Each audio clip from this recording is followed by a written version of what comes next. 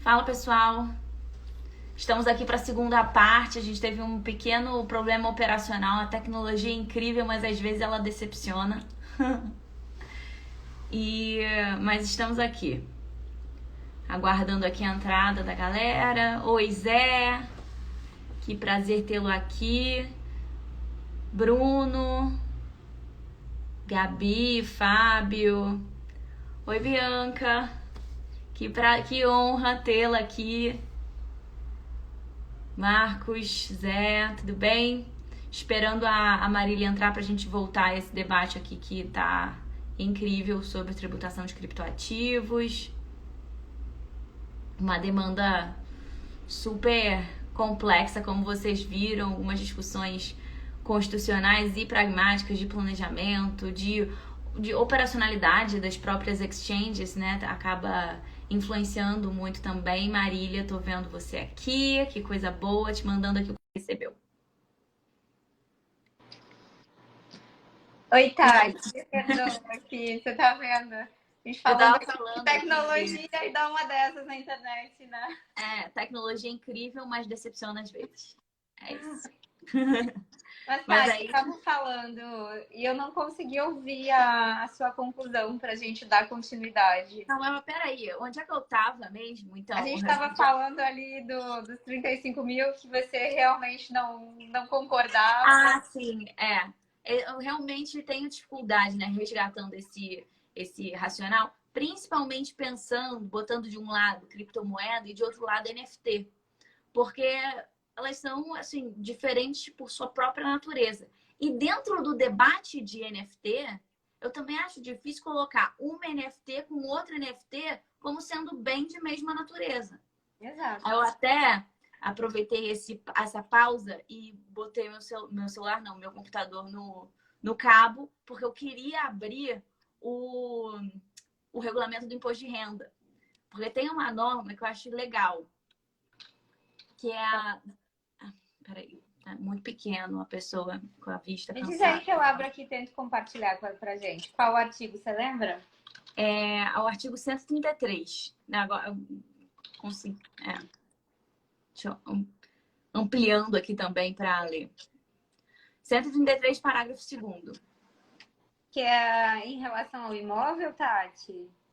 Para fins... mas é porque ele define o que é bem de mesma natureza. Para fins do disposto no inciso 1º, do parágrafo 1º, para ver se tem que entrar na mesma apuração, consideram-se bens ou direitos da mesma natureza aqueles que guardem as mesmas características entre si, tais como... Aí ele coloca 3 exemplos. Automóveis e motocicletas, que aí seriam da mesma natureza porque são do gênero veículos. Aí no 2, imóvel urbano e terra nua, que seriam da mesma natureza porque são do mesmo gênero imóvel. Direito real. Direito real, E o 3, quadros e esculturas, do mesmo gênero, peças de arte, obras de arte. E aí eu fiquei pensando, olha, eu daqui a 5 anos, indo para uma reunião no escritório, no metaverso, eu vou ter, talvez um sapato super chiquetoso, que é uma NFT. Ele não está no meu apartamento, mas ele está no meu metaverso. E eu vou ter também, assim, talvez um imóvel mesmo, que é onde a gente se encontra. Eu tenho um terreno com uma construção lá, tipo um prédiozinho, uma salinha. O prédio já megalomaníaco. Não, é ótimo. Nada humilde, né? Já tem um prédio, mas tá ótimo. E lá dentro dessa casinha, eu tenho, eventualmente, uma obra de arte. E aí vai que me dá na telha que eu não quero mais aquele sapato. Aí eu vendo. Vai que me dá na telha que agora eu não quero mais usar aquele imóvel do metaverso para fazer ali a minha existência profissional, para ser o escritório. Vai que eu não quero mais aquela peça de arte, eu quero comprar outra coisa para decorar o espaço. Exato. Não, tudo vai ser tratado com a mesma natureza, me parece meio doido. É muito doido, mas por enquanto, assim, é o que a gente tem, mas por que eu entendo que é o que a gente tem, Tati? Eu entendo que é justamente que é o que a gente tem, porque as coisas elas estão evoluindo de uma forma tão absurda que o poder legislativo ele não consegue acompanhar, né? Aí vem a Receita Federal e solta lá a instrução normativa. Então, assim, primeiro, a gente já parte do princípio que legalidade já não existe, porque a gente está sendo tributado através de uma instrução normativa, né? Então, a gente já parte desse princípio que está completamente errado. E aí, a gente tem toda a parte do criptoativo que não, sabe, é um NFT. E aí, realmente, um NFT, ele pode ser um quadro, ele pode ser... ou ele pode ser uma Mona Lisa, que está muito fora, que a gente talvez não consiga nem discutir isso como um simples quadro, né? Então, eu concordo demais com você, mas hoje, para o que a gente tem, e aí realmente, isso caberia até uma discussão, uma tese judicial mesmo, né? Para quem tem realmente assim, um valor significativo, que tem que recolher um valor significativo. Mas agora, você tem tudo isso. Vamos pensar mais uma vez pelo lado prático. Você tem um quadro de arte em NFT. Cara, o ganho de capital vai ser muito, muito superior a 35 mil reais. Por quê? Justamente porque os grandes NFTs, eles estão avaliados em milhões, né? Um sapato aí, enfim, ele com certeza vai superar os 35 mil reais de ganho de capital. Então, apesar da gente querer discutir, para efeito prático, essa discussão, ela ainda não existe. Então, vamos aumentar a isenção para 1 milhão de reais. Aí, ok, aí eu acho que a gente começa a ter uma discussão muito mais válida em relação a isso, porque a gente está falando em valores altos. A gente está falando em 35 mil reais, é para gente realmente que é pessoa física que está começando, que está querendo conhecer o mercado, que está explorando, e eu digo até que está brincando por enquanto, que não teve coragem nem de comprar uma carteira, que coloca o criptoativo dentro da exchange, porque tudo isso que a gente está falando agora é para quem colocou o criptoativo dentro de uma exchange.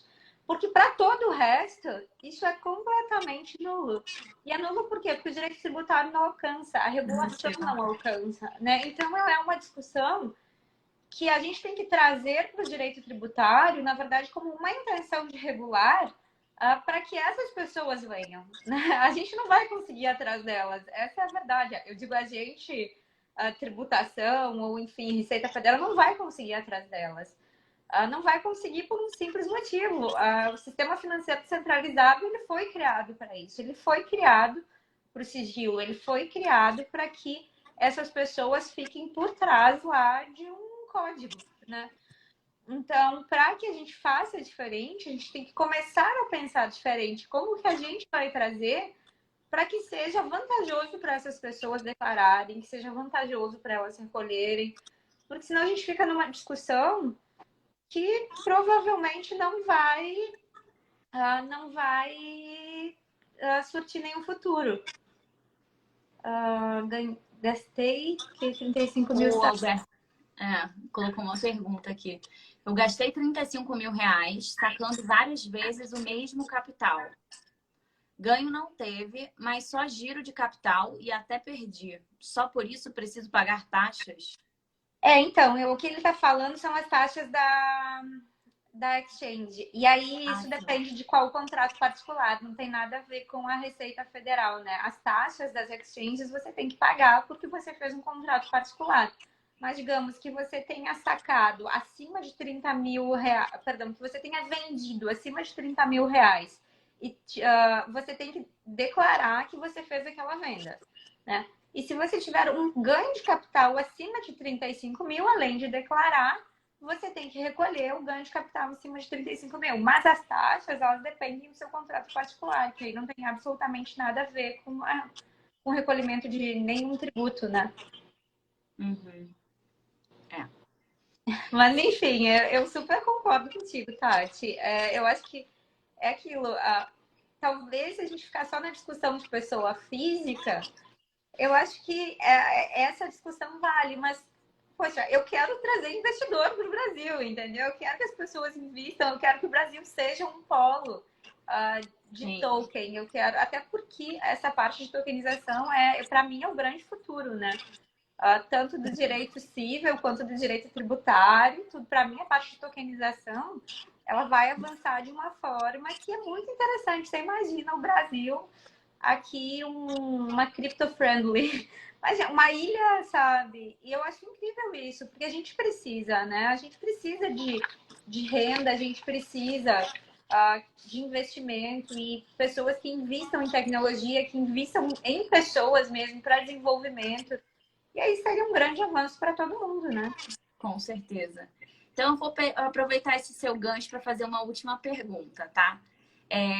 Como a gente vem falando muito com foco na pessoa física, eu faço assim a observação de que isso acaba sendo um pouco natural porque os pronunciamentos da Receita e os posicionamentos, os entendimentos que a gente tem mais certeza, né, com relação ao que foi fixado, né, são todos mais relacionados com operações de pessoas físicas. Então, totalmente. E para pessoa jurídica tem menos incerteza. Se a gente tem incerteza para pessoa física, para pessoa jurídica também tem menos ainda. E aí a minha pergunta para você é quais serão os próximos passos da Receita, você acha? Você acha que a gente ainda está numa tendência de focar na pessoa física ou agora ele já tem essa percepção de que é preciso se atentar a complicações da pessoa jurídica, como contabiliza, dependendo da pessoa jurídica, se é uma pessoa jurídica que tem como por objeto, né, operar com criptoativos, tem uma certa vivência, né, uma certa vivência operacional. Tem outra empresa que não, tem um objeto social X, mas opera com cripto para ter uma fonte de receita, para dar um apoio, enfim, em várias questões contábeis e, consequentemente, tributárias que acabam sendo complicadas e talvez a Receita esteja pecando por estar silente até o momento? Eu concordo com tudo que você falou. Eu acho que assim, Tati, eu só assinaria isso que você falou. Inclusive, eu colocaria um ponto final nessa sua pergunta. Eu acho que sim. Tanto que a gente tem uma dificuldade absurda de contabilizar caso uma empresa tenha uma criptomoeda. Na pessoa física, a gente vai lá e faz a declaração, né? E agora, na pessoa jurídica, você coloca lá como um ativo e o quê? Talvez como um ativo intangível. Né? Será que é, sabe? Será que dá para dizer que é isso? Que a gente acabou de ver várias possibilidades que podem ser um criptoativo.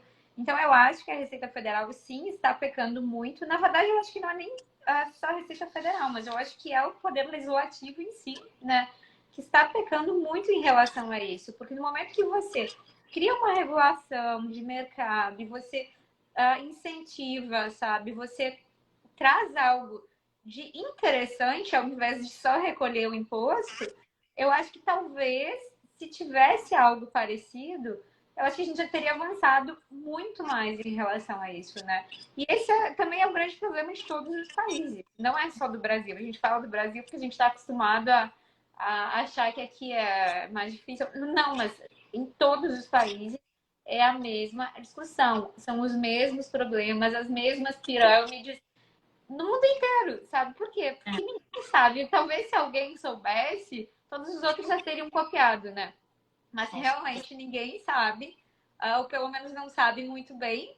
E aí tem os países que a gente já sabe que são os paraísos fiscais, né? Que eles realmente atraem mais, mas não atraem mais pela segurança jurídica. Eles atraem mais única e exclusivamente por conta da tributação muito baixa, da fiscalização muito baixa, enfim, que é uma discussão que a gente tem aí na própria economia digital, né? Os planejamentos tributários, enfim, que só muda de endereço e só muda de ativo, né? Mas eu acho, sim, que a gente poderia começar a olhar para a pessoa jurídica, porque se o objetivo é arrecadação, se o objetivo é desenvolvimento, aí que a gente está olhando para o lugar errado. A pessoa física, ela vai movimentar valores muito pequenos, e principalmente as que vão declarar vão ser valores muito pequenos, né?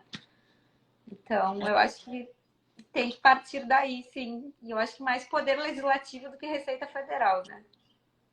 Eu vou até fazer, então, uma retificação na minha própria fala, porque é igual o filho prodígio, né? Você tem um filhinho que começa a fazer coisas certinhas e você fica com expectativas gerando expectativa em cima da criança, coitada. Eu gerei expectativa em cima da Receita. A Receita tá lá tentando fazer o que o legislador não fez. E eu querendo mais dela. Coitada da Receita. Exato, não. Não, e assim, eu acho que realmente eles tentaram ir por um lado que é o possível, né? Porque por enquanto, aonde que você consegue enxergar algo? São dentro das exchanges, né? Você tem os olhos dentro das exchanges, de uma forma mais fácil. Por quê? Porque se elas tiverem um CNPJ no Brasil, e aí também é papo para várias discussões não ter um CNPJ dentro do Brasil, elas têm que cumprir com as obrigações tributárias, né? Inclusive, as obrigações, uma das obrigações é entregar o relatório de tudo que foi feito por todos os clientes que têm CPF no Brasil, enfim. Então, é uma forma de você, é tipo uma substituição tributária, né? Você vai em cima da exchange. Mas não é o ideal, porque ali está menos de 1%, né, das pessoas que realmente investem. E o CNPJ, a empresa, é ela que vai trazer assim, todo o restante que a gente busca, arrecadação, regulação, uma segurança jurídica, enfim, uma equipe de advogados para discutir, para ter uma discussão maior. Então vai se tornar mais atrativo, né? Sim. Perfeito. Eu vou só responder, porque mandaram na caixinha de perguntas da live uma pergunta. Então, hoje, na prática, a NFT não tem tributação incidente sobre ela? Mais ou menos. Não. Pelo contrário, é o Vitor Vale. Vitor, até mais, a gente vai falar mais sobre a NFT daqui a pouquinho, mas tem sim, a NFT, ela tem ganho de capital também. A NFT, e assim, eu te falo que até dependendo do NFT, a progressividade, ela aumenta de uma forma bem significativa, né? Porque entre uma criptomoeda e uma NFT aí tem um valor de milhões, aí às vezes alguns bilhões, então o ganho de capital é bem maior, né? Sim. Mas o que É eu uma acho que regra. é confusão mesmo, porque a gente falou do NFT ali em relação à declaração e à isenção. Então, E talvez ele tenha capturado o fato, o problema fiscalizatório. Acaba que às vezes a tributação não alcança, mas isso não significa que não é tributado. Exatamente. Não é enxergado, só não tem como ver o fato gerador, porque está dentro do sistema financeiro descentralizado, né? De repente você tem seu NFT numa Ledger. E aí, como que a Receita Federal vai ver a sua Ledger, né? Está na gaveta da sua casa. É bem difícil. Mas, enfim, você vê, a criptomoeda, ela realmente ela causa bastante pano para manga. Por quê? Porque é o que a gente consegue enxergar de criptoativo, né? Também, Vitor. Porque se tivesse a previsão normativa, eu acho que facilitaria tanto a fiscalização quanto a autodeclaração, né? Então, uma previsão normativa e uma tributação de forma justa, eu acho que ajudaria em muita coisa. Mas isso é realmente um ponto de vista de pesquisador, né, Tati? Algumas coisas que a gente gostaria, né? E não necessariamente vai dar certo. Mas às vezes é daqui que surge, né? De que nascem soluções. Exatamente. A gente pode falar um monte de abobrinha, mas se a gente encontrar um caminho de luz, assim, para uma solução interessante, já vale a pena toda essa discussão acadêmica e que tem uma pretensão um pouco mais exploratória. O Bruno mandou uma outra pergunta que não seria o mais lógico, vou compartilhar aqui, realizar a tributação de acordo com a natureza do ativo? Posso colocar um outro elemento aqui na discussão, porque era uma outra regra do ganho de capital que eu queria perguntar para você o que você acha, o que você faria com essa regra. Que tenha aquela disposição sobre alienações em partes de um mesmo bem. Peraí, tá aqui. Que é a tokenização, né, Tati? Quê? Que é a tokenização, isso que você está falando, na verdade. Não, mas eu não Mas tô você tá nem falando falando do de normal. tokenização. Mas imagina a tokenização nesse contexto, porque a legislação foi feita para outro tipo de Sim, para realidade, outra né? coisa, Mas aí exatamente. quando a gente coloca o ingrediente tokenização, a legislação tributária chia, né? Mas, ó, peraí, que artigo 21, deixa eu achar aqui só para ler, porque eu acho que fica mais fácil. Tá.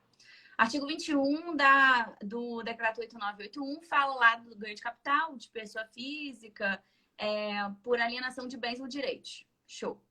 Aí no parágrafo 3º tem uma regra, galera, que fala o seguinte: se você aliena partes de um mesmo bem ao longo do tempo, dentro de um lapso temporal de 2 anos mais ou menos, você soma o ganho de capital de tudo para ver qual é a alíquota aplicável, porque você seleciona uma das alíquotas dentro de uma tabela progressiva.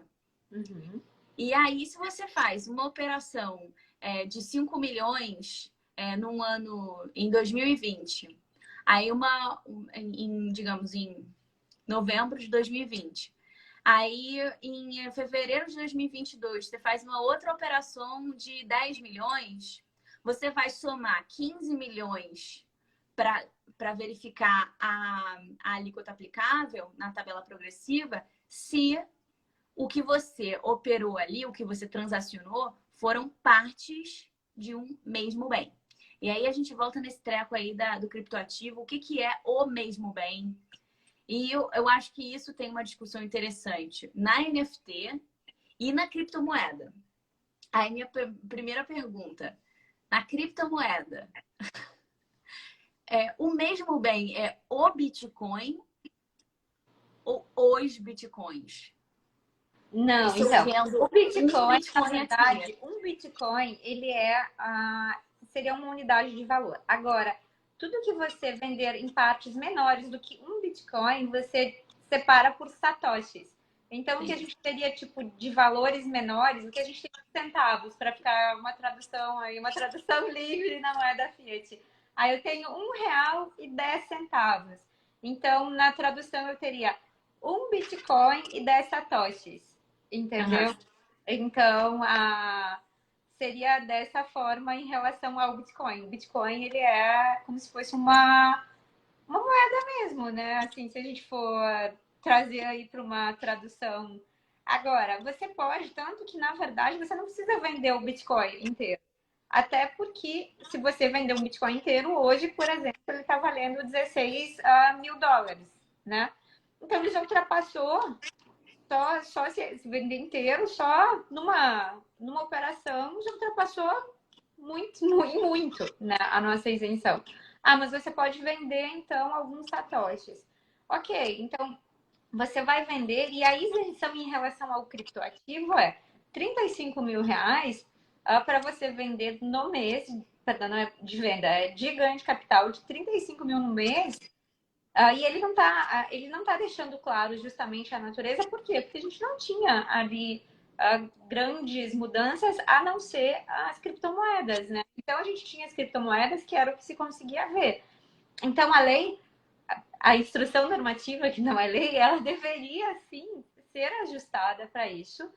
E é o que na verdade, a CVM tentou fazer, né? A CVM, ela tentou colocar assim num conceito mais global. E aí, se você for ver nesse conceito mais global, entra justamente o que não entrou na instrução normativa, né? Uhum. Então, o que eu acho que deveria ser atualizado? A instrução normativa e deveria deixar claro que são operações com criptoativos, independente da natureza, R$ 35.000, porque o que eles têm, a intenção, na verdade, é os R$ 35.000, é o ganho de capital em cima de R$ 35.000. Lógico, existe uma discussão aí, e é bem possível de uma discussão no contencioso, super discutível, né? Mas a intenção, nesse momento, em relação à criptomoeda, em relação ao criptoativo, era uma isenção de até R$ 35.000 de ganho de capital, não era tributado. Acima de R$ 35.000 é tributado. Agora, se vai ter uma atualização em relação a isso, a gente não sabe. Aqui é não recolher, aguardar ser autuado e discutir isso no judiciário, existe sim uma chance de ganho. Por quê? Porque aí a gente vai na natureza jurídica de cada operação e vai discutir isso. E aí, inclusive, a gente até teria uma decisão judicial que aí teria até maior segurança jurídica em relação a isso, né? Mas, por enquanto, eu não acho que seja diferente disso e não acho que Receita Federal entenda. Até pelo que eu acompanho, assim, eles não entendem de forma diferente, né?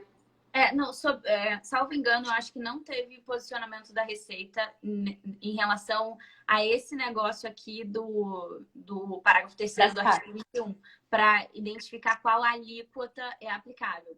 Mas aí, eu te pergunto, o que você recomendaria? Se eu vendo 10 bitcoins hoje, 10 não, porque, nossa, que grande vou fazer. Não, vendi um bitcoin. Não, vamos jogar para cima mesmo, só para poder trabalhar com a tabela progressiva do ganho de capital, que tem valores significativos. Não, digamos que eu vendi tantos bitcoins hoje e fiz 5 milhões. Aí, no ano que vem... 5 milhões de ganho de capital ou 5 milhões... De ganho de capital. Tá. De ganho de capital. E aí... Em fevereiro do ano que vem, vendi mais bitcoins e fiz 10 milhões de ganho de capital. Aí, no final do ano, vendi mais bitcoins e fiz mais 10 milhões de ganho de capital. Ó, eu tô bem, né? Não devia estar reclamando de imposto a recolher, porque, assim, dinheiro não seria um problema nesse cenário fictício.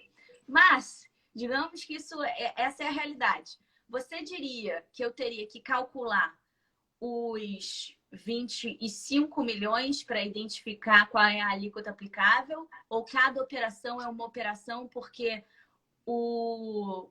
a unidade do mesmo bem que a legislação exige seria o Bitcoin?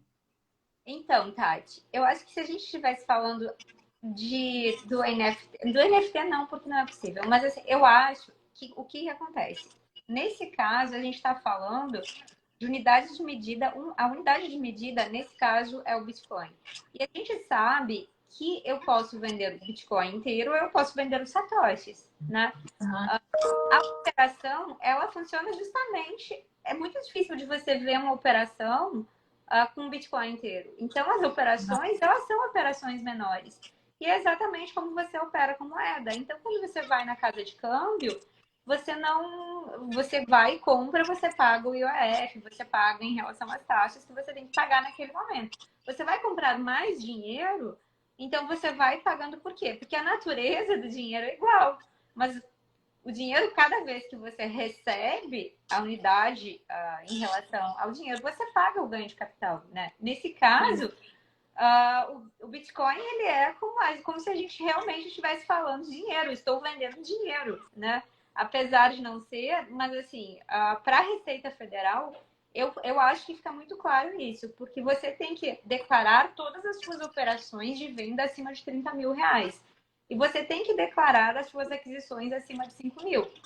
E tanto que essas declarações, o que acontece? Elas são mensais. Então, você declara isso mensalmente, você vai...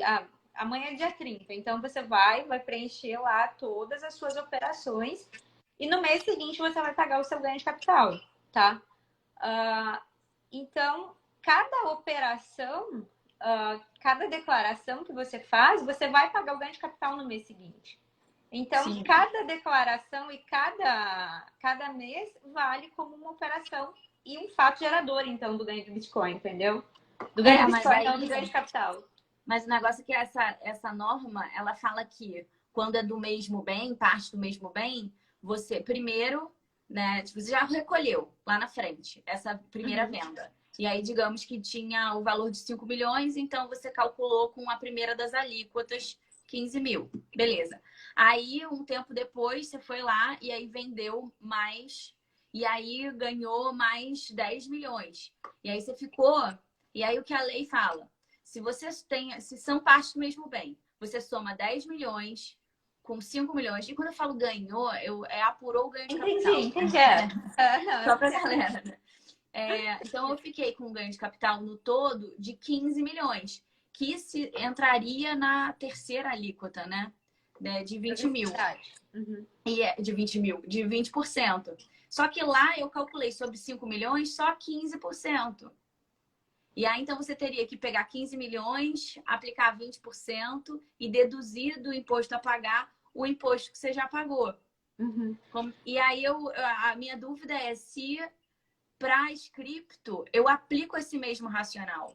Ou se a unidade de medida é o próprio Bitcoin. Então, ou o próprio Satoshi. Se o Bitcoin fragmentado, ele também conta como um bem unitário, digamos assim. Tati, eu acho que assim, judicialmente, eu acho que essa sua tese, essa discussão, ela é super válida. Agora, administrativamente, eu acho e eu vejo que não, tá? Por quê? Porque justamente você está operando. E aí você está operando o Bitcoin, você não tá vendendo, por exemplo, o seu apartamento, ou você não tá. Sabe, é diferente, você tá operando como se você estivesse operando um ativo financeiro.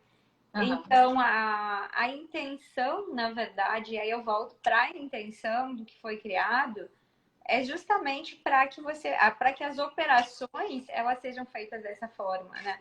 Mas eu acho que essa sua tese, numa discussão judicial, você foi lá, fez o recolhimento, fez as suas deduções e aguarda a Receita Federal, sabe? Aguarda. E aí tem uma discussão que você pode ter dentro do judiciário uma posição diferente. E eu acho que ela é discutível e eu acho que ela é muito bem fundamentada, inclusive. Mas, se você me perguntar o que é mais seguro, né?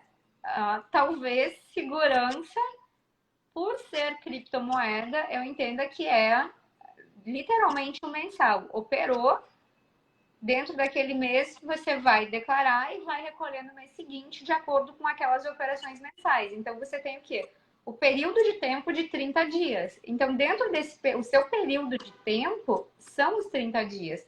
Você não tem aí o período de tempo de 12 meses para apurar e pagar, enfim, e deduzir. Você tem um período de 30 dias dentro daquelas operações. Entendo que seja mais seguro.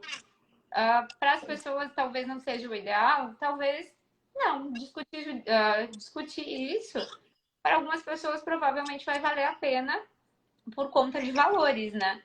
Para outras talvez não tanto, porque aí existe justamente a possibilidade de você fazer um planejamento tributário de realmente ficar dentro daquela isenção, né? E aí é possível, mas eu acho que é uma tese que seria melhor recebida pelo judiciário do que pela Receita Federal.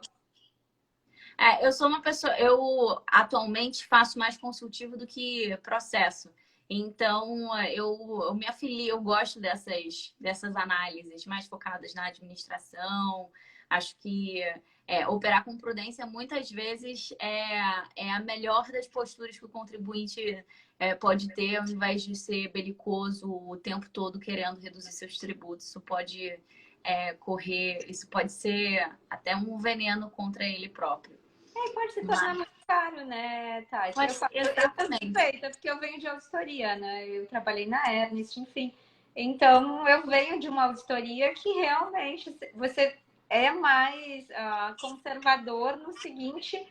Aqui, não é nem de conservadorismo, mas assim, tem coisas que vale a pena você discutir, tem coisas que não vale a pena. Por exemplo, você contratar um tributarista para discutir judicialmente, talvez seja exatamente o mesmo valor que você está deixando de recolher, né? E talvez você perca realmente um tempo. Mas eu acho que assim, quando a gente está falando de valores muito altos, eu acho que vale a pena a discussão, né? Mas sim. Eu acho que na pessoa física talvez não seja tão interessante ainda, pelo menos. Eu acho que, de certa maneira, existem vários pontos nesse tema tão grande que a gente entrou tão pouco, né? Mas, mesmo assim, a gente discutiu tanta coisa. Mas existem coisas que a gente precisa de clareza. Não Exato. necessariamente economia tributária. A gente não está discutindo como elidir a tributação nas operações com cripto. É como que a tributação se dá. A gente está num campo que a gente primeiro precisa entender isso. E aí depois a gente até pode eleger nossas batalhas, né? Tipo, Exato. não, Até uma solução de consulta, às vezes, Tati, é válida nesse caso, sabe? É muito válida uma solução de consulta nesse caso. É que verdade. talvez você não tenha a resposta que você queira, mas pelo menos você sabe o que você vai ter que fazer. E aí já Mas é às vezes, importante, né? às vezes tudo que é desejável é o posicionamento. Exatamente, é a É você segurança. saber o que é Não tributar, esperado. não Você saber tributar, qual alíquota você vai ter que aplicar para recolher seu tributo correto. Aí, exato. eventualmente, você vai recolher um pouquinho mais. Mas você já está fazendo uma grana mesmo, então, assim, vamos cumprir nosso papel Uma solução de cidadão. consulta, nesse caso, eu acho muito mais interessante do que uma discussão judicial ou de realmente você tomar ali uma multa, você pagar sabe? Ou responder até por uma sonegação. Sei lá, eu acho que não vale a pena, sabe? Eu sou muito mais conservadora nesse aspecto. Eu acho que muita coisa a gente. Até agora a gente está com várias discussões que eu acho super interessantes aí na Receita Federal, em relação a discussões com contribuinte, enfim. Que eu acho que vale a pena, inclusive, a gente colocar e a gente que está na academia ir para essa pauta e falar: peraí, gente, e aí, vamos falar sobre as criptomoedas também? Sabe? Porque agora, beleza, agora tá baixinho, 16 mil dólares para uma coisa que já chegou a 68 mil. Mas espera aí que talvez isso possa mudar e aí se torna muito interessante, né? Com certeza. É isso. Bom, gente, já passamos aqui um tempinho do que a gente imagina assim para nossa live. Eu ficaria mais tempo aqui, mas também não vou ficar trancando Marília para ficar Imagina, Tati. já defendendo antecipadamente sua dissertação. Mas É isso, Marília, já Tati. fica aqui meu agradecimento por você ter participado. Eu adorei, acho que tinha muito pano para manga para mais Muita discussão coisa, né? ainda. Não, eu falo, a gente começa a entrar no assunto criptomoedas, as conversas elas começam a surgir, enfim. Aquilo, acabou que a gente mesmo acabou ficando só nas criptomoedas, né? Pois é, Justamente porque entramos um pouquinho é um em universo NFT, muito grande. Eu acho que vale entramos um pouco qualquer. em NFT, falamos só de tributação federal praticamente, né? Exato. E, Mas gente, eu tem acho que que saber vale se uma. conhece até. Olha, eu Então, me convidando, Thales, para voltar, para a gente falar dos planos, vamos, falar da securitização, que é super interessante. vamos. Mas Então, eu acho assim, que. já está aqui, compromisso assumido. Por Exato, Marília prazer. Eu e adoro pelo falar Tributário sobre em isso. Diogo, Eu faremos me mais um folgo. evento sobre tributação com criptomoedas e tributação com cripto, de cripto. E Marília será a nossa convidada especial novamente. A discussão foi muito boa e tenho certeza que da próxima vez também será. Obrigada novamente por ter aceito. Galera, obrigada por terem acompanhado. Vai ficar salvo. A primeira parte da live já está salva. E essa aqui também vai ficar parte 1, parte 2. Então, para quem entrou no meio do caminho, fica fácil de resgatar o conteúdo que foi anteriormente passado. E é isso, galera. Muito obrigada. Foi ótimo. Boa noite para todo mundo. Boa noite, Tati. Obrigada.